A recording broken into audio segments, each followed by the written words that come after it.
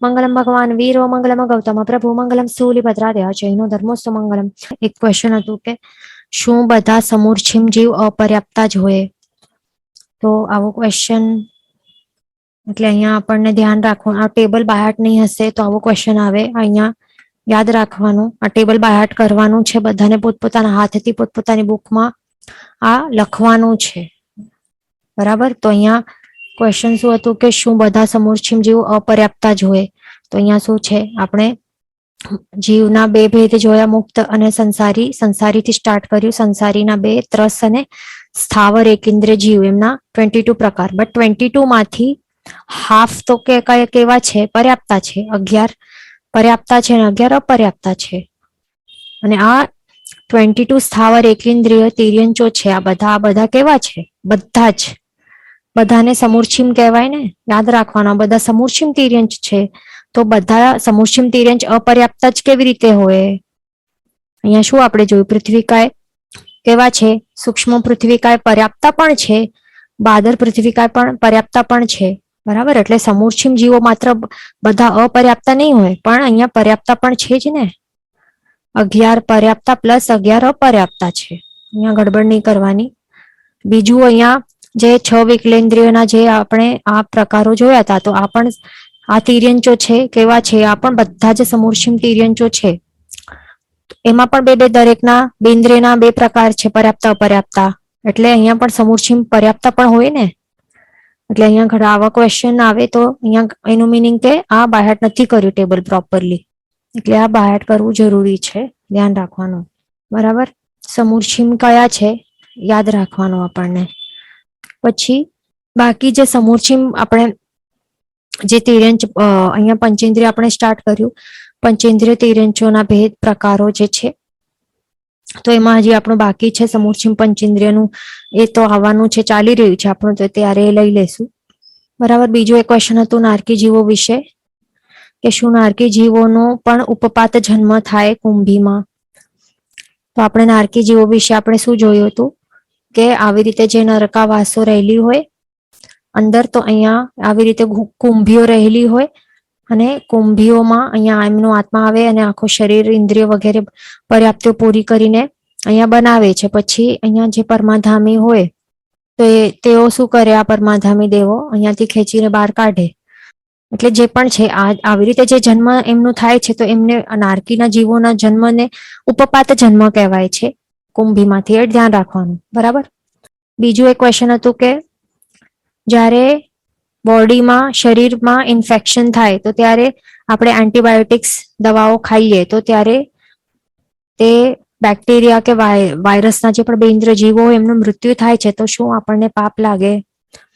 તો એ તો પાપ લાગશે જ ને, આપણને પાપ લાગે જ. અહીંયા સમજો કે આવી રીતે બોડીમાં ઇન્ફેક્શન થયા છે બેન્દ્ર જીવોનું, ક્યાંક થયું છે, અને પછી એમને જે પણ એન્ટીબાયોટિક ગોળીઓ આપણે વાપરીએ કે જે ઓઇન્ટમેન્ટ લગાડીએ, તો એ જીવોને મારવા જ માટે આપણે લગાડીએ છીએ ને, તો એ હિંસાનું પાપ લાગે. ભલે આપણા પછી સમજો કે આપણા ભાવો એવા નહીં હોય, હિંસક ભાવો નહીં હોય, તો ચીકણા પાપ કર્મોનું બંધ નહીં થાય, પણ પાપ તો લાગશે. પણ એવી રીતે કેટલા અહીંયા જો અહીંયા મહાત્માઓ એવા રહેલા છે, શાસ્ત્રમાં એવા કેટલા બધા દૃષ્ટાંતો આવેલા છે કે જેમને રોગ પણ થયો હોય ને, જે હતા ને સનત ચક્રવર્તી, તો એમને કેટલા રોગો થયા હતા, મહારોગો થયા હતા એમના શરીરમાં, તો પણ એમણે શું કર્યું? એનો ઈલાજ નહીં કર્યું, બરાબર. પણ શું કર્યું? સમભાવે સહન કર્યું ને. એ બધું જે રોગો થયા હતા એક સાથે 16 મહારોગો, તો એ બધા સહન કર્યા, પણ એમનું કઈ ઉપચાર નહીં કર્યો દવાઓથી. એવા મહાત્માઓ રહેલા હોય, કારણ કે એમને લાગે કે જે પણ જીવો હોય, કૃમિઓ થઈ હોય કે જે પણ બેન્દ્રિય જીવો કે જે પણ જીવોની ઉત્પત્તિ રહેલી હોય, તે ઇન્દ્રિયો કે પણ બેન્દ્રિય કે તે ઇન્દ્રિય જીવોની ઉત્પત્તિ, તો એમનું પછી એમને હિંસા થઈ જશે, મરી જશે, ઉપચાર કરશે તો, દવા ખાશે તો, એટલા માટે નહીં કરે. બધું સમભાવે સહન કરે ને ઘણી માત્રામાં કર્મોની નિર્જરા કરે. બીજું અહીંયા આપણને દેખાય છે, અહીંયા ગજ સુકુમાલ મુનિ ભગવંત અહીંયા રહેલા છે, અને અહીંયા છે સોમિલ સસરા. તો એ શું કરે છે? અહીંયા પાડ બાંધે છે અને અહીંયા અંગારા નાખે છે. તો આ ગજ સુકુમાલ મુનિ શું કરે છે? અહીંયા એમનો ઉપચાર કરે છે. એમને જો જોઈતો તો પછી થોડો ખલીને બધું નીચે થ્રો કરી નાખત, પણ નહીં કર્યો, કારણ કે એમને શું થયું કે આ તેવું જીવો જો નીચે પડશે, થોડુંક પણ હું હાલીશ તો શું થશે, આ તેવું જીવો નીચે પડશે, તેઓનું મૃત્યુ તો થશે, પણ પૃથ્વીકાય બીજા ત્રસકાય જીવાદી જે હશે, વાયુકાય કે જે પણ વનસ્પતિકા જે પણ હશે, તો એમને બધાનું મૃત્યુ થઈ જશે. એટલા માટે તેઓ શું કરે છે, અહીંયા કઈ ઉપચાર કે કઈ સોલ્યુશન કરતા નથી, પણ સમભાવે સહન કરે છે એમનું એમ. તો આવી રીતે કરતા હોય છે. એટલા માટે આપણને પણ થોડું ઘણું કઈ ઇન્ફેક્શન થાય તો આપણામાં જો આવું મનોબળ રહેલું હોય તો સંભાવે સહન કરી શકાય, આ મુનિ ભગવંતોનું એક્ઝામ્પલ જોઈને. બરાબર, આવા ભાવથી આવી રીતે સંભાવે સહન કરી તો સીધું શું થયું, પછી કેવલ જ્ઞાન પ્રગટ થઈને મોક્ષની અવસ્થા એમણે પ્રાપ્ત કરી હતી. પછી બીજું એક ક્વેશ્ચન હતું કે સમૂર્છિમ લાયન્સ એટલે સિંહ તે વિઝિબલ હોય, દેખાય આંખોથી? તો હા, દેખાય. આપણું જે દૃષ્ટાંત આપણે લાસ્ટ ક્લાસમાં જોઈએ તો એમાં એ જ હતું કે સમૂર્છિમ ફિશિસ હતા, તો એની હિંસા કરીને એ માછીમાર વેચતો હતો, એટલે દેખાય. અને સમૂર્છિમ જે અલગ પ્રકારનો જે પ્રયોગ બતાડ્યો હતો, તો એ પ્રયોગ કરી નાખો. જે સમૂર્છિમ લાયન જે હતો, તો સમૂર્છિમ લાયન પણ એની પણ ઉત્પત્તિ થઈ ગઈ હતી, અને એણે આ જે માછીમાર હતો એનું ભક્ષણ કરી નાખ્યો હતો, એટલે એ દેખાતું જ હતું ને, વિઝિબલ હોય. બરાબર, સમૂર્છિમ પંચેન્દ્રિય તિર્યંચો એ બધા દેખાય આંખોથી. સાઈઝ પણ એવી જ હોય, આપણને હવે ખ્યાલ નહીં આવે. હવે 2 3 4 ત્યાં સિંહ રહેલા હશે, તો કોણ ગર્ભજ છે અને કોણ સમૂર્છિમ આ લાયન છે, એ આપણને ડિફરન્સ ખ્યાલ નહીં આવે. કે ફિશિસ હોય ઘણી બધી, તો આપણને ખ્યાલ નહીં આવે કે કઈ વાળી સમૂર્છિમ ફિશ છે અને કઈ આવી છે ગર્ભજ, એ ધ્યાન રાખવાનું.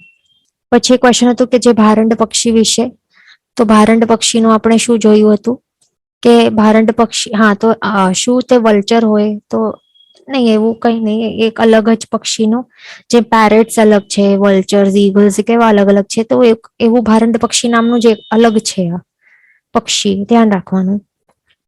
ઓકે, તો અહીંયા આપણા ક્વેશ્ચન થઈ ગયા. હવે આપણે કન્ટિન્યુ કરશું. આપણે ક્યાં સુધી જોયું હતું કે આપણે આ જોઈ રહ્યા હતા કે ગર્ભજ અને સમૂર્છિમ.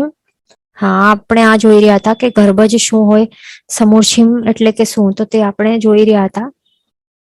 એમાં આપણે જે પંચેન્દ્રિય સમૂર્છિમ તિર્યંચોનું આપણે એક દૃષ્ટાંત જોયું હતું. બરાબર, હવે આપણે હા, અને વળી આ જે સમૂર્છિમ તિર્યંચો છે, આ બધા સમૂર્છિમ એકેન્દ્ર, બેન્દ્ર, તેન્દ્ર, ચોરેન્દ્ર, પંચેન્દ્રિય, એમનું ઉત્પત્તિ કેવી રીતે થાય છે એ બધું આપણું થઈ ગયું હતું. હવે આપણે આ ગર્ભજ જીવોની ઉત્પત્તિ કેવી રીતે થાય તે હવે આપણે જોઈ લઈએ. બરાબર, તો હવે ગર્ભજ જે જીવો હોય તો એમની ઉત્પત્તિ કેવી રીતે થાય? તો પહેલું છે જરાયુ ગર્ભજ. તો એ શું હોય છે કે જરાયુ એટલે કે શું? જરાયુ એટલે કે તે ઓરમાં વેટાઈને જન્મે છે. જરાયુ આ શબ્દનું મિનિંગ છે કે ઓર. બરાબર, તો ઓર હોય ને, અહીંયા લખેલું છે ઓર છે ને, હા, તો એ ઓરમાં તેઓ વેટાઈને જન્મ લે છે. ઓર એટલે કે શું? જે આવી રીતે અહીંયા દેખાય છે ને, તે ગર્ભમાં રહેલો એક ફોટો છે. જ્યારે આ બાળક ગર્ભમાં રહેલું છે ત્યારનું એ વખતનો ફોટો છે. તો જે બચ્ચું હોય તો તે કેવી રીતે એક લોહી ને માંસ વગેરે જે પણ હોય છે ને, ધાતુઓ, એવા શરીરના ધાતુઓ, તો એનાથી ભરેલ એક પ્રકારની ઝાડ હોય. આખો એક, સમજો ને કે આખો એક પેકેટ હોય, તો એની અંદર તે લપેટીને રહેલો હોય છે, લપટાયેલું હોય છે, અને એની અંદર જ તે ન્યુટ્રિશન વગેરે બધું પામે છે. બરાબર, આ બધા આવા જે લોહી માંસ વગેરે જે પણ પદાર્થો છે ત્યાંથી જ આહાર વગેરેનું ભક્ષણ કરીને આવી રીતે ત્યાં જ ન્યુટ્રિશન પ્રાપ્ત કરીને ત્યાં જે વિકસિત થાય છે. મેન તો અહીંયા શું છે કે એ ઓરમાં પેદા થાય છે, ઓરમાં વીંટાઈને તે જન્મે છે. જન્મ પણ આવી રીતે પામે છે. એટલા માટે આવા પ્રકારનું જે જન્મ હોય એને કહેવાય છે જરાયુજ ગર્ભજ જન્મ. એ ધ્યાન રાખવાનું. તો એમાં એક્ઝામ્પલ્સ કયા છે? મનુષ્યના બાળકો, આવી રીતે એમનો જન્મ જરાયુજ ગર્ભજ જન્મ થાય છે. પછી બળદ હોય, એમનું પણ એવી જ રીતે થાય છે. બરાબર, પછી સેકન્ડ છે પોતા જ ગર્ભજ.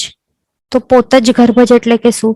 જે અહીંયા એક્ઝામ્પલ દેખાય છે કે હાથીઓ છે, તો આ હાથીઓ હોય કે રેબિટ્સ હોય, પછી રેટ્સ હોય, રેબિટ્સ હોય, રેટ્સ હોય, પછી મોંગૂઝ હોય એટલે કે નોળિયા હોય કે ચામાચીડિયા હોય, તો આ બધા જે પણ જીવો છે આ તિર્યંચો, એમનો જન્મ કેવી રીતે કેવો હોય છે? એમનો જન્મ પોત જ ગર્ભ જ કહેવાય છે. કારણ કે તેઓ જરાયું વિના જ તેઓનો જન્મ થાય છે. એટલે કે જ્યારે આ બચ્ચો જન્મ લે છે તો એક કઈ એમાં ઓરમાં વીંટાઈને જન્મેલો નહીં હોય, પણ ડાયરેક્ટ આવી રીતે સીધો બચ્ચા રૂપે જે જન્મ પામે છે, આવી રીતે ડાયરેક્ટ. ના તો ઈંડા પણ હોય, એગ્સ હોય ને, તો ઈંડોમાં પણ નહીં હોય, ન તો કોઈ આવા ઓરમાં વીંટાઈને લપેટાઈને એમનો જન્મ નહીં થાય, પણ ડાયરેક્ટ બચ્ચા રૂપે જ આવી રીતે જન્મ પામે છે આ બધા પ્રાણીઓનો. ખુલ્લા અંગે જ જન્મે છે, એ ધ્યાન રાખવાનું. એટલા માટે એમને કહેવાય છે પોત જ ગર્ભજ. બરાબર. પછી ત્રીજો કેવો છે? અંડજ ગર્ભજ. તો અંડજ ગર્ભજ એટલે કે શું? એગ્સ હોય ને, અહીંયા દેખાય છે આવું ઈંડા હોય ને, તો ઈંડામાંથી તે પેદા થાય છે. એટલે અમુક વખત સુધી ઈંડાની અંદર જ ન્યુટ્રિશન વગેરે તે પ્રાપ્ત કરે છે. આહારની ત્યાં જ, એટલે આહાર વગેરે તે ત્યાંથી જ ગ્રહણ કરીને પછી વિકસિત પામે છે, અને પછી આ ઈંડો ક્રેક થાય અને પછી તેમાંથી અંદરથી નીકળે છે. તો ઈંડામાંથી જે પેદા થાય છે, જેમ કે સ્પેરોઝ હોય, પછી ક્રોઝ હોય, ટોર્ટોઇઝીસ હોય, સ્નેક્સ પણ હોય. તો આવા જે પણ, અને બીજા આવા બર્ડ્સ જે છે અમુક પ્રકારના, તો તેઓનો જન્મ આવી રીતે અંડજ ગર્ભજ કહેવાય છે. ધ્યાન રાખવાનું, કારણ કે એગ્સમાંથી એમનો જન્મ થાય છે. તો આપણે આ 3 પ્રકારના આપણે શું જોયા? 3 પ્રકારના આપણે ગર્ભજ જીવોની ઉત્પત્તિના અલગ અલગ પ્રકારો જોયા. જરાયુજ ગર્ભજ, પોત જ ગર્ભજ અને અંડજ ગર્ભજ. હવે આગળ આપણે ચાલીએ. આગળ છે, ઓકે, હવે નેક્સ્ટ પોઈન્ટ છે આપણો કે આ જે પર્યાપ્તિઓ વિશે છે. તો ગર્ભજ પંચેન્દ્રિય તિર્યંચો હોય છે, તો એમના વિશે આપણે પહેલા તો સમજી લઈએ. આપણે શું જોયું કે આ જે પણ જીવો છે, તો એમના 2 પ્રકાર છે. હમણાં આપણું શું ચાલી રહ્યું છે? પંચેન્દ્રિય તિર્યંચો વિશે આપણે ચાલુ છે ને, આપણું આટલું જે સ્થાવર એકલેન્દ્ર તો થઈ ગયું, વિકલેન્દ્ર થઈ ગયું, નારકી થઈ ગયું. હવે તિર્યંચ પંચેન્દ્રિય આપણે સ્ટાર્ટ કર્યું છે ને, તિર્યંચ પંચેન્દ્રિયના ભેદો આપણા ચાલુ છે. એમાં મુખ્ય 3 ભેદો આપણે જોયા. મુખ્ય 3 ભેદો કયા છે? જલચર, સ્થલચર. સ્થલચરના વળી 3 સબટાઇપ્સ: ચતુષ્પદ, ઉર પરિસર્પ, ભુજ પરિસર્પ. બરાબર. એટલે સ્થલચર ચતુષ્પદ, સ્થલચર ઉર પરિસર્પ અને સ્થલચર ભુજ પરિસર્પ. અને ત્રીજો મુખ્ય પ્રકાર છે ખેચર. તો આપણે આ બધું જોઈ લીધું. શું જોયું? પંચેન્દ્રિય તિર્યંચના આ બધા પ્રકારો આપણે જોઈ લીધા. તો હવે દરેક જે છે એમના 2 ટાઈપ્સ છે. જલચરના ગર્ભજ અને સમૂર્છિમ 2 પ્રકાર છે. ગર્ભજ જલચર અને સમૂર્છિમ જલચર. જેમ કે ફિશીસ હોય, એક્ઝામ્પલ, કે કોઈ પણ હોય, ટોર્ટોઇઝીસ હોય કે કોઈ સી હોર્સીસ હોય, કોઈ પણ જલચર પ્રાણીઓ 2 પ્રકારના હોય. પછી સ્થલચર ચતુષ્પદના પણ હજી 2 સબટાઇપ્સ છે. એના પણ 2 છે, ગર્ભજ સ્થલચર ચતુષ્પદ અને સમૂર્છિમ સ્થલચર ચતુષ્પદ. પછી ઉર પરિસર્પ એટલે કે પેટના બલે કે છાતીના બલે જે ચાલનારા સ્થલચર જીવો હોય એને ઉર પરિસર્પ કહેવાય છે. જેમ કે સ્નેક્સ, અજગર આપણે જોયા, એનાકોન્ડા વગેરે. તો એના પણ 2 પ્રકાર છે, ગર્ભજ, સમૂર્છિમ. પછી સ્થલચર ભુજ પરિસર્પ, જે ભુજાઓના બળથી ચાલનારા, જે મોંગૂઝ હોય, વાંદરા હોય, તે પણ ગર્ભજ અને સમૂર્છિમ 2 પ્રકારે હોય. પછી ખેચર, બર્ડ્સ, એમાં પણ ગર્ભજ અને સમૂર્છિમ 2 પ્રકારના હોય છે, એ ધ્યાન રાખવાનું. બરાબર. તો હવે દરેકના વળી 2 પ્રતિભેદો છે. બરાબર. તો હવે ગર્ભજના 2 પ્રકાર છે, પર્યાપ્ત ગર્ભજ અને અપર્યાપ્ત ગર્ભજ જલચરના. પછી સમૂર્છિમના પણ કેવા છે? 2 પ્રકારો છે, પર્યાપ્ત સમૂર્છિમ જલચર અને અપર્યાપ્ત સમૂર્છિમ જલચર જીવો. તો દરેકના આવી રીતે પર્યાપ્ત અપર્યાપ્ત 2 ભેદો કરી લેવાના. બરાબર, ધ્યાન રાખવાનું. તો હવે જે પણ પર્યાપ્ત જીવો છે, આ બધા કોણ છે? પંચેન્દ્રિય તિર્યંચોના પ્રકાર છે ને, પંચેન્દ્રિય તિર્યંચના આ બધા પ્રકારો છે, ધ્યાન રાખવાનું. તો આ પંચેન્દ્રિય તિર્યંચો છે, તો જે પણ પર્યાપ્તા છે, તો જે પર્યાપ્ત એટલે કે જે પોતાની સ્વયોગ્ય પર્યાપ્તિઓ છે તો તે પૂરી કરી લે, એમને પર્યાપ્તા જીવો કહેવાય છે. તો પર્યાપ્તા પંચેન્દ્રિય તિર્યંચોની સ્વયોગ્ય પર્યાપ્તિ કેટલી છે? એમની 6 છે. 6 એમની સ્વયોગ્ય પર્યાપ્તિ છે, તો 6 એ 6 આખી પૂરી કર્યા બાદ જ તેઓ મૃત્યુ પામે છે, એમને પર્યાપ્તા જીવ કહેવાય છે. પણ જે અપર્યાપ્તા જીવો છે તો તેઓ પોતાની જે સ્વયોગ્ય પર્યાપ્તિ એવી શું છે 6 એ પૂરી કરી નથી શકતા, અને એના પહેલા જ તેઓ મૃત્યુ પામી લે છે. એટલે કે 3 પૂરી કરે કે 4 કે 5 કાંઈ પણ પૂરી કરે અને પછી છઠ્ઠી એવી સ્વયોગ્ય પર્યાપ્તિ નહીં પૂરી કરી શકે, એનાથી પહેલા જ તેઓ મૃત્યુ પામી જાય, એમને અપર્યાપ્તા જીવો કહેવાય છે. ધ્યાન રાખવાનું, બરાબર. એવા એ ગર્ભજ હોય કે સમૂર્છિમ, અહીંયા ગર્ભજની વાત છે તો ગર્ભજ માટે આવી રીતે હોય છે, અપર્યાપ્ત ગર્ભજ જલચર માટે. હવે સમૂર્છિમ જીવોની વાત કરીએ. સમૂર્છિમ જલચર તો એ પર્યાપ્તા હોય તો એમની સ્વયોગ્ય પર્યાપ્તિ કેટલી છે? તો એમની 5 છે. કેમ? કારણ કે આ સમૂર્છિમ છે. તો સમૂર્છિમ જીવો કેવા હોય? આપણે યાદ રાખવાનું, જે સમૂર્છિમ હોય ને, તો આ સમૂર્છિમ જીવો કેવા હોય? મન વગરના હોય કે અસંગની હોય છે. એટલે કે મન વગરના હોય છે, એટલા માટે જે છઠ્ઠી એવી મન પર્યાપ્તિ છે તો પૂરી નહીં કરી શકે, માત્ર 5 એ પૂરી કરી શકે, 5 સુધી. એટલે એમની સ્વયોગ્ય પર્યાપ્તિ કેટલી કહેવાય? 5 જ કહેવાય છે. એ ધ્યાન રાખવાનું. એટલે કે જેટલી પણ સ્ટાર્ટિંગની પર્યાપ્તિઓ છે, 6 પર્યાપ્તિઓમાં કેટલી કેટલી છે આપણે એક્ઝામ્પલ લઈને પછી સમજી લેશું. અહીંયા આટલું આપણે સમજી લઈએ કે શું છે કે જે સમૂર્છિમ પર્યાપ્ત જીવોની સ્વયોગ્ય પર્યાપ્તિ 5 છે, કારણ કે આ મન વગરના છે, અસંગની છે, એટલા માટે 6 નહીં પણ 5 છે. તો જે પણ 5 પૂરી કરી લે અને પછી જ મૃત્યુ પામે એવા સમૂર્છિમ જીવોને પર્યાપ્ત સમૂર્છિમ જલચર કહેવાય છે. પણ જે અપર્યાપ્ત સમૂર્છિમ જલચર છે તો તેઓ સ્વયોગ્ય 5 પર્યાપ્તિ પૂરી નહીં કરી શકે, એ પૂરી કર્યા પહેલા જ 3 કે 4 જ પૂરી કરે અને 5મી પૂરી નહીં કરી શકે, સ્વયોગ્ય એવી 5મી પર્યાપ્તિ પૂરી નહીં કરી શકે, પણ એનાથી પહેલા જ તેઓ મૃત્યુ પામી લે છે. એવા હોય છે અપર્યાપ્ત સમૂર્છિમ જલચર પંચેન્દ્રિય તિર્યંચો. ધ્યાન રાખવાનું.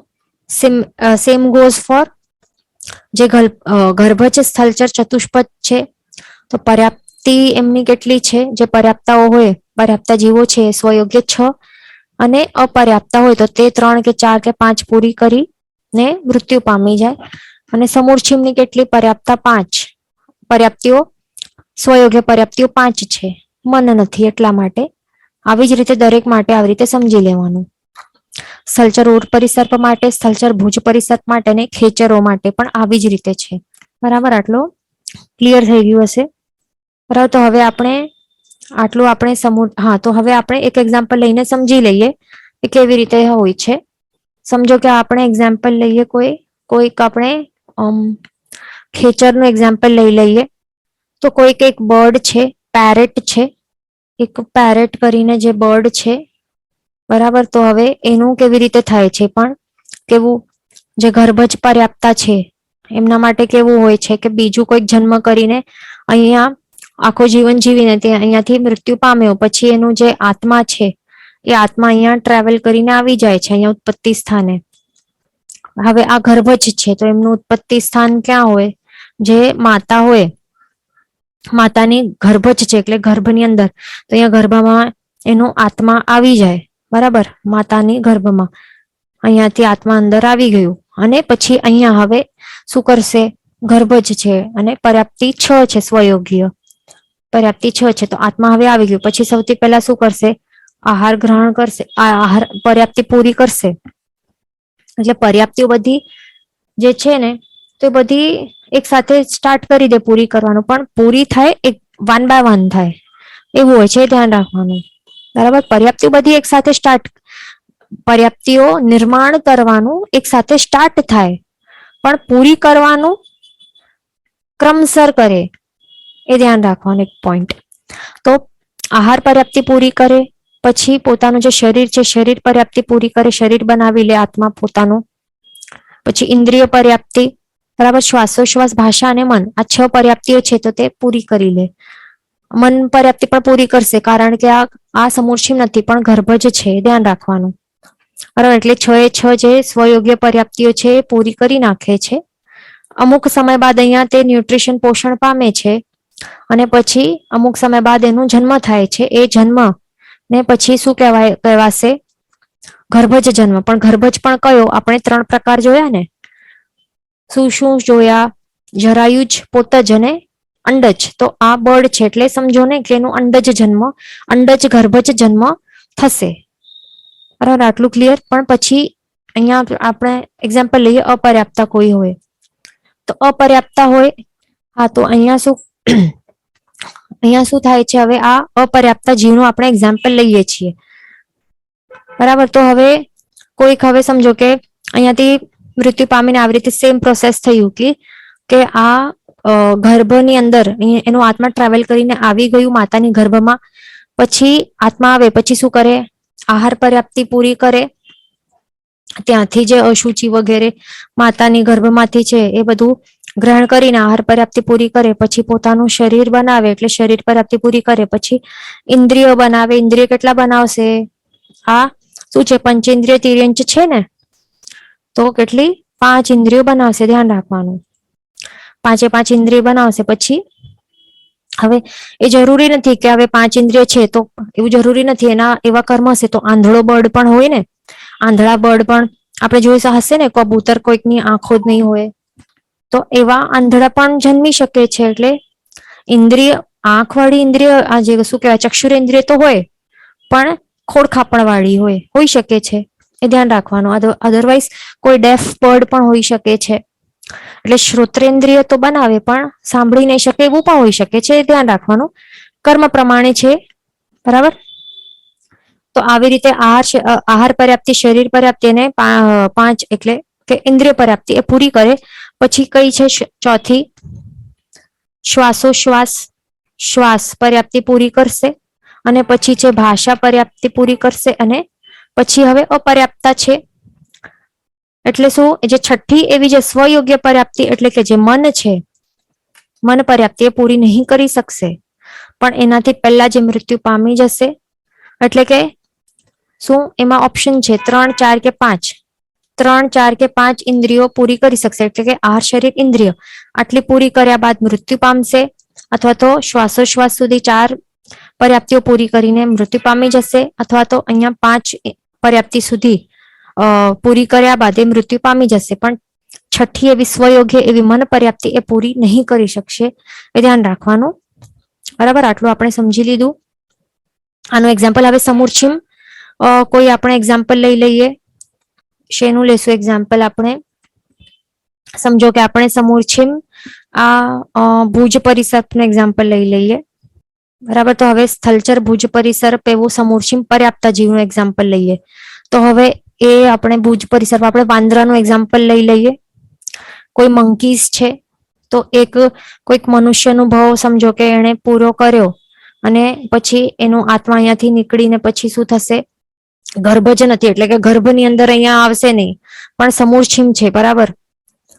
એટલે શું કે જે પણ કોઈક ગર્ભજ, એના સ્વજાતિના જે પણ આ ગર્ભજ છે, મંકીસ છે, એના જે તત્વો છે, ક્લેવર છે વગેરે છે, અને બીજા જે પણ વાતાવરણમાંથી જે પણ અલગ અલગ દ્રવ્યો હશે, કે અથવા કોઈ પણ એવા દ્રવ્યો, અમુક દ્રવ્યો હશે, જ્યારે એનું મિશ્રણ થશે, અલગ અલગ દ્રવ્યો, અલગ અલગ પ્રકારના કંઈક ત્યાં અહીંયા સંયોગો થશે, તો ત્યારે પછી શું થશે? એક એવી યોનિ ક્રિએટ થઈ ગઈ છે કે હવે શું થશે?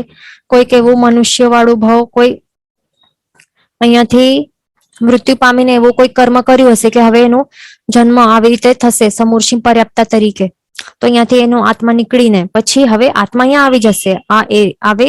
આવી યોનિ જે ક્રિએટ થઈ છે ને, તો અહીંયા એનો આત્મા આવી જશે. પછી શું કરશે? એક એક કરીને જે સ્વયોગ્ય પર્યાપ્તિ એવી 5 એ પૂરી કરશે. પહેલી છે આહાર, પછી શરીર બનાવશે, પછી જે છે પંચેન્દ્રિય તિર્યંચ ને, એટલે 5 ઇન્દ્રિયો બનાવશે. પછી શું કરશે? શ્વાસોશ્વાસ પર્યાપ્તિ પૂરી કરશે. અને 5મી એવી કઈ છે ભાષા પર્યાપ્તિ, એ પણ પૂરી કરશે, બરાબર. અને આટલી પૂરી કર્યા બાદ પછી જેટલું આયુષ્ય હશે એટલું આયુષ્ય લખેલું હશે એટલું પૂરો કરીને પછી જ મૃત્યુ પામશે. પણ અહીંયા એ ધ્યાન રાખવાનું, આ સમૂર્છિમ સ્થલચર ભુજ પરિસર એવું મંકી છે આ, બરાબર. એટલે કે કેવું છે, સમૂર્છિમ છે, મન વગરનું છે, અસંગની છે, એટલા માટે જે છઠ્ઠી એવી જે આ મન પર્યાપ્તિ છે એ પૂરી નહીં કરી શકશે, બરાબર. એને સ્વયોગ્ય પર્યાપ્તિ છે 5 જ છે, બરાબર. મન છે જ નહીં, એટલા માટે એનું વ્યવહાર કેવું હશે, આ મંકીનું વ્યવહાર કંઈક અલગ હશે. એ બીજા મંકી કેવા સ્માર્ટ ને વગેરે હશે, જે બીજા મંકીઝ આપણે જોયા હશે ને કે કેવા હોય કે કોઈક મનુષ્ય કંઈક આવી રીતે એના પાસે દાંડો હોય તો એમને ખ્યાલ આવી જાય કે હા જોઈને કે અહીંયા એના પાસે દાંડો છે તો એને ત્યાં જવાનું નહીં ખાવાનું લેવા માટે, નહીં તો મારશે, કારણ કે ફ્યુચરમાં મારી સાથે એવું થયું તો માર્યું હતું આ મનુષ્ય, બરાબર. તો આવી રીતે પાસ્ટ એન્ડ ફ્યુચરનું વિચારીને પછી આવું નહીં કરશે. જે સંઘની હશે, જે ગર્ભજ હશે ને, સંઘની એટલે કે જે ગર્ભજ વાળા હશે ને, જે પણ એવા મનવાળા હશે તો એવી રીતે સમજી વિચારીને કરશે, આગળ પાછળનું સમજી વિચારીને. પણ જ્યાં સમૂર્છિમ મંકી છે, સમૂર્છિમ સ્થલચર ભુજ પરિસર પેવું મંકી છે, તો એ શું કરશે, એ ખાલી હવે હમણાં પ્રેઝન્ટમાં એમને શું માત્ર ભૂખ લાગી છે, પેટમાં દુખે છે અને ખાવાનું છે, તો અહીંયા એના પાસે ખાવાનું પડેલું હશે તો એ જઈને એ લેવાનો પ્રયત્ન કરશે, ભલે માર પડશે તો પછી ભાગી જશે, પણ એ વિચારશે નહીં, મન છે નહીં, બરાબર. એટલું વિકસિત મન નથી, અલ્પ વિકસિત એવું મન છે, એટલા માટે. તો આવું હોય પર્યાપ્તા સમૂર્છિમ સ્થલચર ભુજ પરિસર એવા મંકીનું એક્ઝામ્પલ. હવે અપર્યાપ્તાનું સમજી લઈએ કેવું હોય, કે આવી રીતે બધું પ્રોસેસ થયું, બીજું એક કોઈક ભાવ પૂરો કરીને આત્મા આવીને શું, હવે આત્મા ક્યાં આવશે, જ્યારે આવા બધા અમુક એવા તત્વોનું મિશ્રણ થશે, દ્રવ્યો પદાર્થો કંઈક એવા હશે કે જેનું મિશ્રણ એવું સંયોગ થયું કે હવે એની ઉત્પત્તિ યોગ્ય સર્કમસ્ટાન્સીસ ક્રિએટ થઈ ગયા, તો હવે એનું આત્મા અહીંયા આવીને આ એરિયામાં આવશે, ઉત્પત્તિ ક્ષેત્રે ટ્રાવેલ કરીને આવશે અને પછી અહીંયાથી આહાર ગ્રહણ કરશે, અહીંયાથી એના જે આહાર એવા ગ્રહણ કરશે કે પછી શરીરના પોતાનું શરીર પછી બનાવી નાખશે, બરાબર. એટલે આહાર પર્યાપ્તિ પૂરી કરશે, શરીર પર્યાપ્તિ પૂરી કરશે, પછી પંચેન્દ્રિય છે, શું છે આ પંચેન્દ્રિય તિરંજોનું એક્ઝામ્પલ છે ને આ, કે 5 ઇન્દ્રિયો બધી પરિપૂર્ણ કરશે, ભલે ખોડ ખાપણ વાળી હોય નહીં હોય, જેવી હોય તેવી કર્માનુસારે. પછી શું થશે, પછી અહીંયા જે તેઓ મૃત્યુ પામી જશે, એટલે કે 3 પર્યાપ્તિઓ પૂરી કર્યા બાદ તેઓ મૃત્યુ પામી જશે, અથવા તો ચોથી એવી શ્વાસોશ્વાસ પર્યાપ્તિ પૂરી કરીને મૃત્યુ પામી જશે. પણ 5મી એવી સ્વયોગ્ય ભાષા પર્યાપ્તિ પૂરી નહીં કરી શકશે, એનાથી પહેલા જ એમનું મૃત્યુ થઈ જશે. અને મન તો ઓબ્વિયસલી છઠ્ઠી એવી મન પર્યાપ્તિ છે તો ઓબ્વિયસલી પૂરી કરશે જ નહીં, એમની સ્વયોગ્ય છે જ નહીં, કારણ કે છે આ સમૂર્છિમ મંકી, એ ધ્યાન રાખવાનું. એટલે કે 3 કે 4 પર્યાપ્તિઓ પરિપૂર્ણ કરીને મૃત્યુ પામી જશે, 5મી એવી સ્વયોગ્ય જે પર્યાપ્તિ છે એ પૂર્ણ કરી નહીં શકશે, એ ધ્યાન રાખવાનું. આવા હોય અપર્યાપ્તા આ જીવો, એ ધ્યાન રાખવાનું. આટલું આપણે સમજી લીધું કે કેવી રીતે હોય છે આ ગર્ભજ અને સમૂર્છિમ પર્યાપ્તા અને અપર્યાપ્તા જીવોનું. પછી અહીંયા ક્વેશ્ચન છે કે ડઝ સમૂર્છિમ પંચેન્દ્રિય જીવ take birth in dead body only. એક કોઈ ડેડ બોડી હોય, જેમ કે આપણે જોઈને એક્ઝામ્પલ આપણે કેટનું જોયું હતું લાસ્ટ ક્લાસમાં, કે કોઈ કેટ મરી જાય, મૃત્યુ થઈ જાય એનું, પછી એની અંદર જ બીજો કોઈ આત્મા આવીને એનું કબજો કરીને આ જ રેડીમેડ શરીરમાં પછી આવી નહીં જાય, પછી એનું પોતાનું શરીર બનાવીને એટલે દોડવા ભાગવા લાગે, પ્રવૃત્તિ કરવા લાગે, એવું નહીં હોય, પણ પોતાનો આખો જ સ્ટાર્ટિંગથી આખો પ્રોસેસ કરે, એ ધ્યાન રાખવાનું, બરાબર. જે પણ ગર્ભજ શરીર, જે સ્વજાતિના જે ગર્ભજ તિર્યંચના જે પણ આ શરીરના તત્વો હોય, પછી બીજા અમુક કઈ વાતાવરણ એવું હોય અમુક પ્રકારનું, આવી કેવી માટી હોય કે કેવા કેવા દ્રવ્યોનું, જ્યારે પાણી હોય અમુક પ્રકારનું, એટલે જે પણ એવા એના માટે ઉત્પત્તિ યોગ્ય સર્કમસ્ટાન્સીસ જ્યારે મળી જાય ને, સંયોગ હોય, બધા દ્રવ્યોનું મિશ્રણ થાય, તો ત્યારે પછી એમના ઉત્પત્તિ યોગ્ય યોની જ્યારે ક્રિએટ થાય, મેન તો યોની ક્રિએટ જોવી જોઈએ એના ઉત્પત્તિ યોગ્ય, અને પછી જ એમનું પછી આ બધી પ્રોસેસ કરે, ત્યાંથી આહાર ગ્રહણ કરે, પોતાનું અલગ નવો શરીર બનાવે, ધ્યાન રાખવાનું. બધી નવા જે આવી રીતે પર્યાપ્તિનું જે પ્રોસેસ છે તો કમ્પલસરી છે, પૂરો કરે જ. રેડીમેડ બીજા કોઈનું બોડી નો કબજો નહીં નથી લેતા કોઈ પણ, એ ધ્યાન રાખવાનું. બીજું જે પણ સમૂરછીમ જે પણ મંકી કે લાયન્સ કે જે પણ હોય ને તો એ જ સાઈઝ ના હોય, મોટા સાઈઝ ના જ હોય. બરાબર. એટલે એવું નહીં હોય કે સમૂરછીમ છે એટલે કે નાના નાના હોય. આપણે સમૂરછીમ પંચેન્દ્રિય મનુષ્યનું સાંભળ્યું હશે ને કે એકદમ આંખોથી નહીં દેખાય ને આપણને, એવા નાના હોય, પણ એ મનુષ્યો માટે છે. સમૂરછીમ મનુષ્ય માટે છે. પણ સમૂરછીમ પંચેન્દ્રિય તિર્યંચોનું આપણે શું એક્ઝામ્પલમાં પણ જોયું હતું ને કે મોટા મોટા આંખોથી દેખાય એવા મોટા સાઈઝ ના જ હોય, કે ખ્યાલ નહીં આવે, આપણે રેકોગ્નાઇઝ કે આપણે ડિફરન્શિએટ નહીં કરી શકીએ કે આ ગર્ભજ છે કે સમૂરછીમ છે. આટલા જ સેમ દેખાય. પણ જો આપણે ધ્યાનથી કોઈ આવા હોય ને, કોઈ જ્ઞાની ભગવંત ગુરુ ભગવંત હોય તો તેઓ પછી જ્ઞાન, પોતાના આત્માના જ્ઞાન દ્વારા તેઓ ઓળખી શકે. એમના અમુક એવા લક્ષણો, એવા પ્રવૃત્તિ કરે ને કે ખ્યાલ આવે કે અરે એમના પાસે મન છે નહીં, અલ્પ વિકસિત મન છે. એટલે આવી રીતે જ્ઞાની ગુરુ ભગવંત ને ખ્યાલ આવી શકે, પણ આપણને ખ્યાલ નહીં આવી શકે, આપણે ડિફરન્શિએટ નહીં કરી શકીએ, કારણ કે સાઈઝ સરખી હોય. કે આટલું આપણે સમજી લીધું. હવે આપણે આગળ ચાલશું. આપણે મેન તો આપણે આ સમજી લઈએ કે આપણે શું જોયું. પંચેન્દ્રિય તિર્યંચોના ટોટલ કેટલા પ્રકાર જોયા? આપણે ટોટલ 20 પ્રકારો જોયા. અહીંયા એક ક્વેશ્ચન છે કે અપર્યાપ્ત તિર્યંચ બધા અંતર મુહૂર્તમાં મૃત્યુ પામે. તો જે પર્યાપ્ત તિર્યંચો હોય તો એમનું કંઈક અલગ હોય, બરાબર, એમના અલગ અલગ આયુષ્ય હોય, એ ધ્યાન રાખવાનું. પણ અપર્યાપ્ત જે તિર્યંચો હોય એ બધા અંતર મુહૂર્તમાં મૃત્યુ એ પામે છે, બરાબર. કારણ કે અપર્યાપ્તા જે હોય છે એ આપણે પહેલા જોઈએ ને કે જે સ્વયોગ્ય પર્યાપ્તિઓ છે, જેટલી પણ હોય પર્યાપ્તિઓ, પરિપૂર્ણ કરવાનું ટોટલ ટાઈમ કેટલું છે? એક અંતર મુહૂર્ત જ છે ને. એક અંતર મુહૂર્તમાં જે એમની સ્વયોગ્ય પર્યાપ્તિઓ 6 છે, 6 ભલે છે પણ 6 એ 6 એ બધી ટોટલ એક અંતર મુહૂર્તમાં બધી પૂરી કરી લે. પણ અપર્યાપ્ત જીવો હોય તો એ સ્વયોગ્ય પર્યાપ્તિ જેટલી પણ હોય એમની, બરાબર. હવે ગર્ભજ અપર્યાપ્તા છે કે સમૂરછીમ અપર્યાપ્તા છે, તો એમની સ્વયોગ્ય જે છે ને આટલી પર 6 કે 5 હોય તો તે પરિપૂર્ણ નહીં કરી શકે, એનાથી પહેલા જ મૃત્યુ પામી લે. એટલે એનું મિનિંગ શું થયું કે જે પણ અપર્યાપ્તા હોય, કોણ? જે અપર્યાપ્તા કોઈ પણ જીવો હોય તો એમનું મૃત્યુ કેટલા ટાઈમમાં થાય? એક અંતર મુહૂર્તમાં થઈ જ જાય, બરાબર. એક અંતર મુહૂર્તમાં એમનું મૃત્યુ થઈ જાય, ધ્યાન રાખવાનું, બરાબર.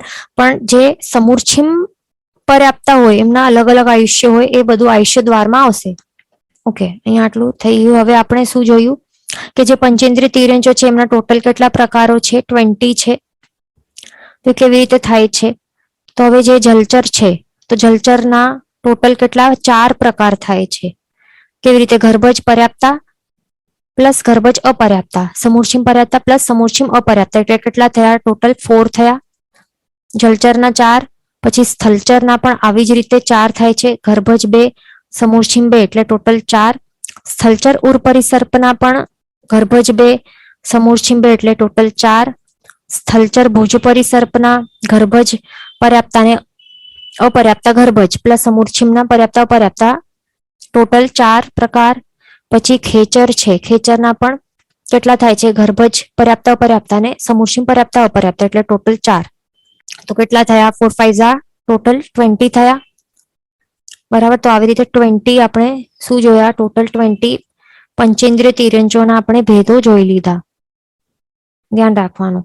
પણ હવે આપણને એવી રીતે થાય કે હવે આવી રીતે ક્વેશ્ચન આવે કે જલચરના કેટલા પ્રકાર? તો 4. ખેચરના કેટલા? ખેચરના પણ 4. પણ હવે સ્થલચર છે, સ્થલચરના પ્રકારો પૂછાય તો કેટલા આવે? આ ટોટલ આવે 4 3 ઝા 12, બરાબર. 12 પ્રકાર થાય ટોટલ સ્થલચરના પૂછીએ તો. પણ અલગ અલગ ઉર પરિસર્પને કે અલગ અલગ ભુજ પરિસર્પ ચતુષ્પદ, તો દરેકના 4 4 4 એ ધ્યાન રાખવાનું. અને ટોટલ સ્થલચરના 12, તો 12 પ્લસ 8 20, આવી રીતે પણ આપણે લઈ શકીએ. તો આપણે ટોટલ હવે તિર્યંચોના કેટલા પ્રકારો જોયા? આપણું તિર્યંચ ગતિ ટોટલ કમ્પ્લીટ થઈ ગઈ છે હવે, બરાબર. તિર્યંચ ગતિમાં કોણ કોણ આવે છે? આખા આ સ્થાવર એકેન્દ્રિય જીવો છે 22 પ્રકારના. આ બધા સમૂરછીમ તિર્યંચો બધા જ છે. એમના 22 ટોટલ ભેદ આપણે જોઈ લીધા. આ બધા તિર્યંચ ગતિ વાળા છે, સમૂરછીમ તિર્યંચો છે. પછી વિકલેન્દ્રિય છે, બેન્દ્રિય, તેન્દ્રિય, ચોરેન્દ્રિય. ટોટલ એના 6 પ્રકારો છે. આ બધા જ સમૂર્છિમ તિર્યંચો છે. પ્લસ હવે આપણે પંચેન્દ્રિય તિર્યંચ જોયા. પંચેન્દ્રિય તિર્યંચોના 20 પ્રકારો ટોટલ જોઈ લીધા. તો આટલામાં આખો સમાવેશ થાય છે. આખો જે પણ તિર્યંચ ગતિ કહેવાય ને, તો આખો આ તિર્યંચ ગતિ આટલી બધી છે, ધ્યાન રાખવાનું. તો ટોટલ તિર્યંચોના ભેદ આવે કુલ કેટલા થાય છે? સ્થાવર એકેન્દ્રિય 22, વિકલેન્દ્રિય 6 અને પંચેન્દ્રિય તિર્યંચ કેટલા? 20. તો થાય છે 48. બરાબર. એટલે ટોટલ આપણે ટોટલ તિર્યંચો એટલે એકેન્દ્રિય, બેન્દ્રિય, તેન્દ્રિય, ચોરેન્દ્રિય, પંચેન્દ્રિય ટોટલ તિર્યંચોના પ્રકાર કેટલા છે? 48 છે. એકદમ યાદ રાખવાનું જરૂરી છે. બરાબર. એટલે અહીંયા આપણે ટોટલ તિર્યંચ ગતિ કમ્પ્લીટ થઈ ગઈ, નરક ગતિ પણ કમ્પ્લીટ થઈ ગઈ. હવે આપણે મનુષ્ય ગતિ સ્ટાર્ટ કરશું. પણ એનાથી પહેલા આપણે સમજી લઈએ કે આ તિર્યંચો છે, પંચેન્દ્રિય તિર્યંચો, તેઓ ક્યાં ક્યાં રહેલા હોય છે? આખા 14 રાજલોકમાં ક્યાં ક્યાં કયા કયા જગ્યાએ રહેલા હોય છે? તો જે પંચેન્દ્રિય તિર્યંચો હોય છે, જે આપણે જોયા, તો એ ત્રણેય લોકમાં હોઈ શકે છે. કેવી રીતે ત્રણેય લોકમાં? તો જે તિરછા લોક છે, તિરછા લોક કેટલું છે? અહીંયા આપણને દેખાય છે આટલો, અહીંયા માર્કિંગ કરેલો છે આટલો ભાગ, જે 1800 યોજન છે હાઈટમાં. બરાબર. હાઈટમાં કેટલું છે? અહીંયા 1800 યોજન છે. અને ડાયમીટરમાં કેટલું છે? ડાયમીટરમાં છે 1 રાજ. તો આટલું જેટલું છે એરિયા, એક્ઝેક્ટલી આટલું, એને કહેવાય છે તિરછા લોક. તો આ તિરછા લોક છે એની અંદર શું આવે છે? અસંખ્યાતા દ્વીપ સમુદ્રો આવે છે ને. અહીંયા દ્વીપ સમુદ્ર આમ આખો આખો આવી રીતે આવતો જશે. અસંખ્યાતા છે. અહીંયા છેલ્લું આવશે બહાર એકદમ સ્વયંભૂ રમણ. તો એ જે પણ આ છે અસંખ્ય દ્વીપ અને સમુદ્રો, તો એની અંદર રહેલા છે. બરાબર. એટલે તિરછા લોકમાં આ પંચેન્દ્રિય તિર્યંચો રહેલા છે, એ આપણે જોઈ લીધું. હવે અધોલોકમાં ક્યાં છે? તો અધોલોક ક્યાંથી સ્ટાર્ટ થાય છે? આ સમભૂતલા છે. અહીંયા આપણને દેખાય છે સમભૂતલા. અહીંયા દેખાય છે ને, આ લાઈન છે, આ સમભૂતલા છે. ગ્રાઉન્ડ લેવલ કે સી લેવલ. આ સમભૂતલાનું જે લેવલ છે એનાથી નીચે કેટલું છોડવાનું? 900 યોજન છોડી લેવાનું. આટલો 900 યોજન. આ તો તિરછા લોક જ છે ને. અહીંયાથી છોડીને પછી અહીંયાથી આ ભાગથી અહીંયાથી નીચેથી આખો કેટલું શું છે? અધોલોક કહેવાય છે. તો હવે આ અધોલોકમાં ક્યાં રહેલા છે?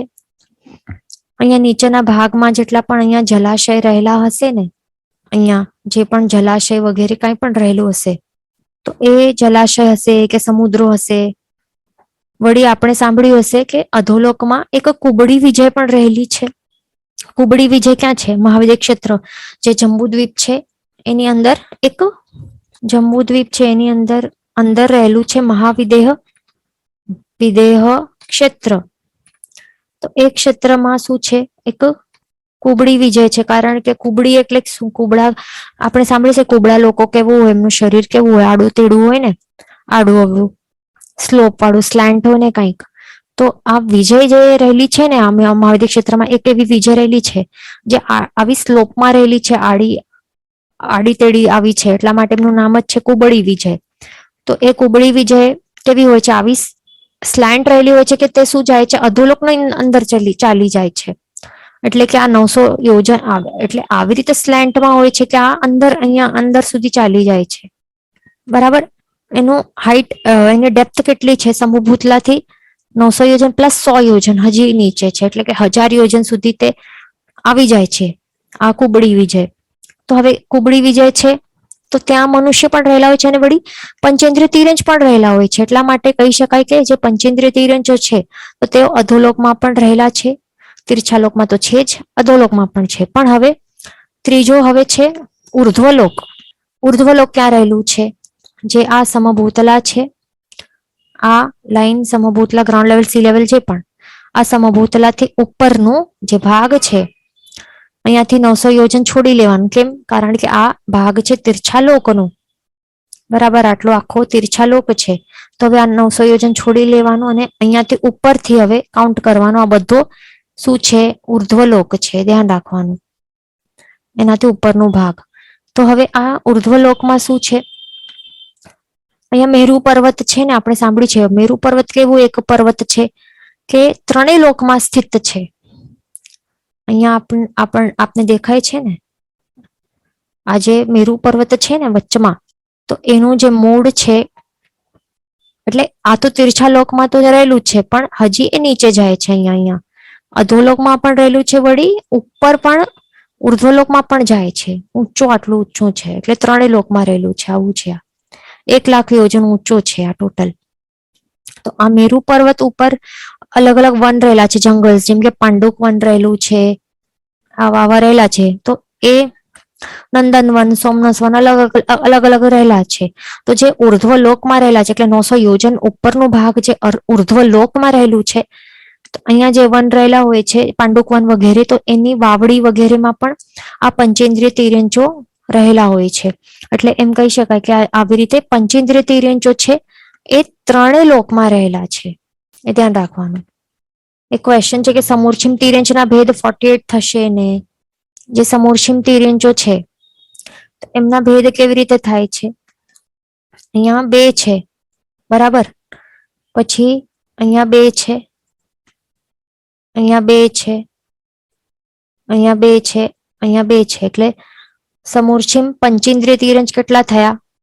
2 5 10 થયા, પ્લસ જે વિકલેન્દ્રિય છે, વિકલેન્દ્રિયના 6, પ્લસ સ્થાવર એકેન્દ્રિયના 22, એટલે કેટલા થયા? 38 થાય છે. ધ્યાન રાખવાનું. તો આ પણ બરાબર ક્વેશ્ચન છે, સરસ ક્વેશ્ચન છે. પણ આવી રીતે પણ યાદ રાખી લેવાનું કે કોઈ પૂછે કે ટોટલ આખા જીવ 563 જીવોના ભેદમાંથી કે સમૂર્છિમ તિર્યંચો કેટલા થાય છે? તો સમૂર્છિમ તિર્યંચો 38 થાય છે. ટોટલ તિર્યંચો કેટલા આપણે જોયા? 48 જોયા હતા ને હમણાં જ, આખો કેલ્ક્યુલેટ કરીને. ટોટલ તિર્યંચ ગતિ, આખી તિર્યંચ ગતિમાં ટોટલ તિર્યંચો 48 છે. એની અંદર એમાંથી હમણાં જ આપણે કેલ્ક્યુલેટ કર્યું આવી રીતે કે સમૂર્છિમ તિર્યંચો કેટલા છે? તો તે છે 38. તો 48 માઇનસ 38 બચ્યા કેટલા? 10. તો 10 માત્ર આ શું છે? ગર્ભજ છે, ગર્ભજ તિર્યંચો છે. એ પણ પંચેન્દ્રિયમાં આવશે સ્પેસિફિકલી. અહીંયા આવે છે ને 2 2 2 2 2 2 5 10. તો આવી રીતે ગર્ભજ પંચેન્દ્રિય તિર્યંચો 10 છે. બાકીના બધા શું છે? સમૂર્છિમ તિર્યંચો છે 38. ધ્યાન રાખવાનું. તો આવી રીતે પણ કેલ્ક્યુલેશન યાદ રાખી લેવાનું. ઓકે, તો હવે આપણે આગળ ચાલશું.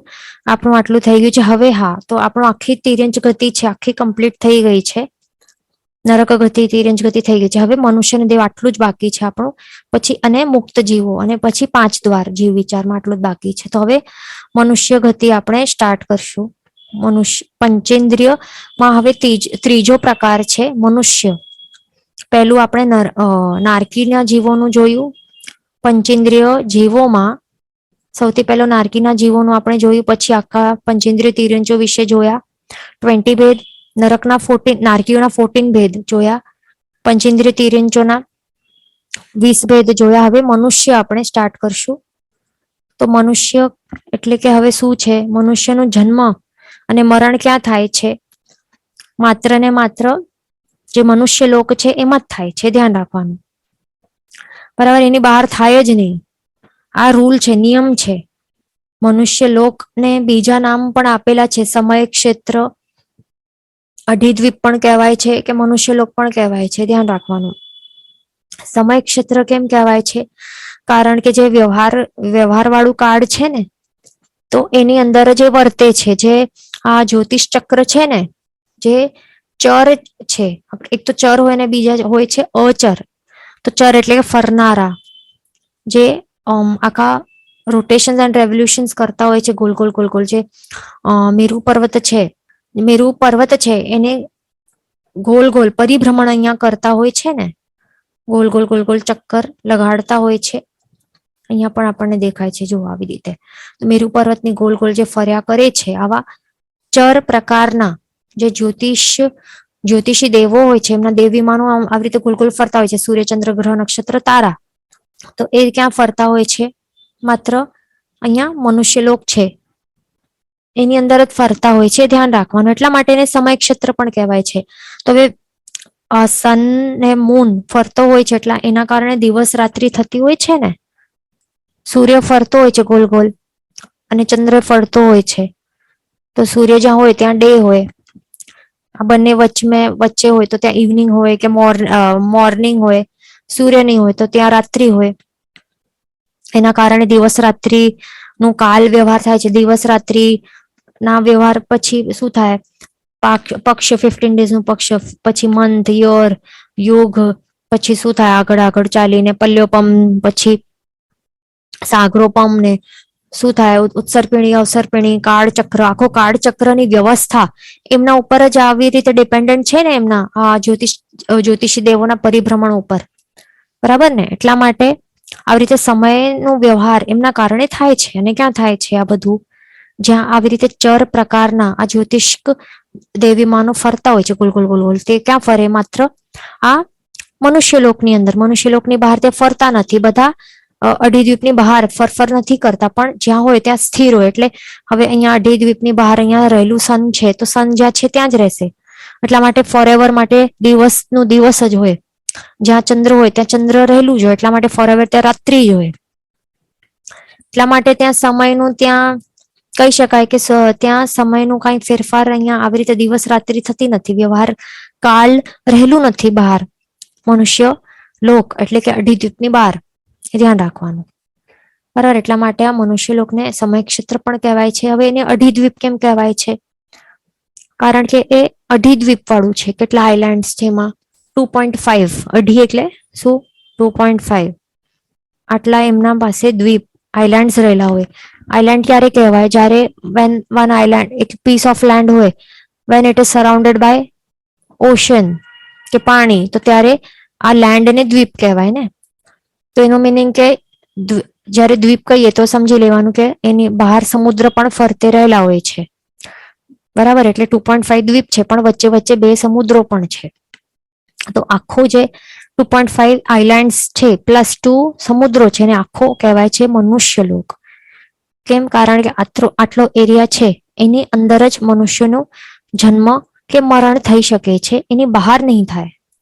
એટલા માટે એ ધ્યાન રાખવાનું. તો આ મનુષ્યલોક છે ને એ ક્યાં આવેલું છે? એ તિરછા લોકમાં આવેલું છે. આખો આ ચૌદરાજ લોકનો ફોટો દેખાય છે એની અંદરનું જે સેન્ટરનું જે મધ્ય લોક છે, મધ્ય ભાગ છે, 7મા રાજને ત્યાં આવે છે. ટોટલ 14 રાજલોક છે ને, તો હાફ કરીએ તો વચનો ભાગ ક્યાં આવે? 7મો રાજનો ત્યાં આવે ને, 7મા રાજની ત્યાં આવે. તો 7મા રાજની ત્યાં આવે છે. બરાબર? તો સેન્ટરનું જે પોર્શન છે એને મધ્યલોક કહેવાય છે. પણ એને તિરછા લોક કેમ કહેવાય છે? કારણ કે એનું જે આવું તિરછા વિસ્તાર વાળું છે. કેવું? એને શું તિરછા લોક કેમ કહેવાય છે? કારણ કે આ તિરછા વિસ્તાર વાળું, એટલે કે આખું એનું શેપ આવું છે ને, તિરછા વિસ્તાર વાળું છે આવું. એટલે કે આવું નથી પણ આવું છે. અહીંયા આપણને દેખાય છે ને આટલું ભાગ, એનું આવી રીતે ડાયમેન્શન આવી રીતે એક રાજ ડાયમીટર છે, પણ હાઈટ માત્ર કેટલું છે? 900 પ્લસ 900 યોજન, એટલે કે 1800 યોજનની હાઈટ છે. એટલા માટે એને તિરછા લોક કહેવાય છે. તો આ તિરછા લોક છે, તો એની અંદર એકદમ મધ્યમાં આવે છે આ શું આવે છે? મનુષ્યલોક આવે છે. ધ્યાન રાખવાનું. આ તિરછા લોકની અંદર વળી આ તિરછા લોકને તિર્યક લોક પણ કહી શકાય છે, બીજું નામ છે. વચન વિરુદ્ધ બોલાયું હોય તો મિચ્છામિ દુક્કડમ સર્વમંગલ માંગલ્યમ સર્વકલ્યાણ કારણમ પ્રધાનમ સર્વધર્માણામ જૈનમ જયતિ શાસનમ. પ્રણામ.